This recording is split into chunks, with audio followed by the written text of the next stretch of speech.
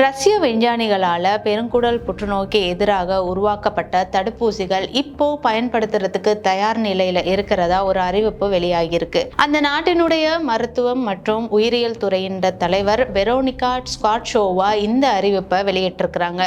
ரஷ்யாவில் நடந்த ஒரு மாநாட்டில் கலந்து கொண்டு கருத்து தெரிவிக்கும் போதுதான் அவங்க இந்த அறிவிப்பை வெளியிட்டிருக்கிறாங்க. இதன்படி பெருங்குடல் புற்றுநோயை தடுக்கக்கூடிய இந்த தடுப்பூசிக்கு என்டரோமிக்ஸ் அப்படின்னு அந்த விஞ்ஞானிகள் பெயர் வச்சிருக்கிறதா அவங்க அறிவிச்சிருக்கிறாங்க.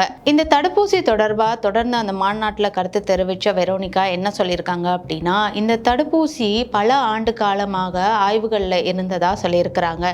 அது மட்டும் இல்லாமல் அவசியமான மருத்துவ முன் ஆய்வுகளுக்கு மாத்திரமே 3 ஆண்டுகள் எடுத்ததாகவும் அவர் சொல்லியிருக்கிறாரு. இந்த பெருங்குடல் புற்றுநோய் தடுப்பூசியானது இந்த ஆய்வுகளின் அடிப்படையில் மிகவும் திறமையானது மற்றும் பாதுகாப்பானதுன்னு அவங்களுக்கு தெரிய வந்திருக்கான். இந்த நிலையில தான் அவங்க இப்ப இந்த தடுப்பூசி பயன்படுத்துறதுக்கு தயார் நிலையில இருக்கு அப்படின்ற அறிவிப்பை வெளியிட்டிருக்கிறாங்க.